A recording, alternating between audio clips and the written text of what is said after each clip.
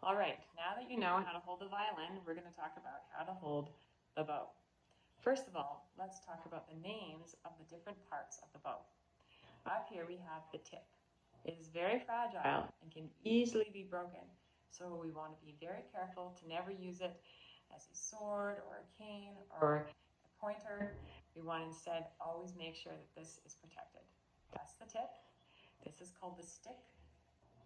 And underneath we have the hair. The hair is actually made with horsehair, and we cannot touch it with our hand or any skin.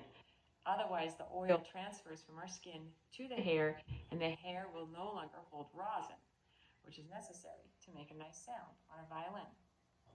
Down at the other end, we have the winding, the grip, and this is called the frog. At the very end of the frog is this little metal screw, which we turn to loosen and tighten the bow hairs. You can see that I'm screwing it to the left and that the hairs are going loose. This is the way I want to put my bow when I'm done playing. And I take it to put it in my case. First of all, I loosen the bow hairs and then I put it away.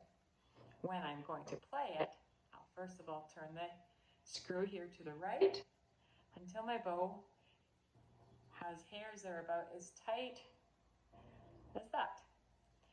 If I was going to measure, I could probably just fit my pinky finger inside of the gap, or I could look and just notice that my bow is still smiling. It has a camber this direction, and that there's enough space there that even when there's pressure on my bow, that the stick does not touch the hair. All right? Now, let's talk about the actual bow hold. We are going to take our hand and we're going to turn it on its side. So you notice my elbow comes up, and that my finger with the big knuckle on its side is going to rest over top of the grip. All right, so that's how I start. And then my thumb, if I'm just a beginner, I'm going to place it underneath the frog, right on the tip. You can see there's a curve. My thumb is on its tip. Okay, and then my other fingers are going to just rest, and my pinky rides on the very top, not on the screw, just on the wood in front of the screw. Okay, this is what it will look like from this angle, from that angle, from this angle. Okay, you do not want to have knuckles sticking up. You want to keep them down so that there's pretty much a straight line all the way across here.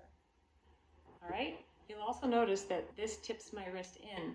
It's almost as though I'm looking at the time on my watch, but instead I'm actually just using that pronation to transfer the weight in my arm into this finger, which transfers the weight into my bow and onto my string. So let's try that bow hold. You're going to take your arm, bring your elbow up. You're going to place the index finger over the big knuckle on the grip, right on its side. Let the other fingers fall down, pinky goes on its tip, and then thumb gets curved right onto its tip underneath on the frog. Once you're more advanced, you can place that thumb still on its tip, curved inside. You need to practice making a bow hold quite a few times before it becomes natural. And it's really important that you don't squeeze the bow, but that you keep your bow grip really gentle and to keep it supple. So sometimes I think of this as an octopus. My hand is an octopus, and it's just on a log, hanging out, not squeezing. Or I'll make a joke with my students, and I'll say, this is a brand new tube of toothpaste I've just handed you. I have taken the cap off the top, and you have to hold this without squeezing any toothpaste out the top. So a very gentle hold. All right, good luck with your bow hold.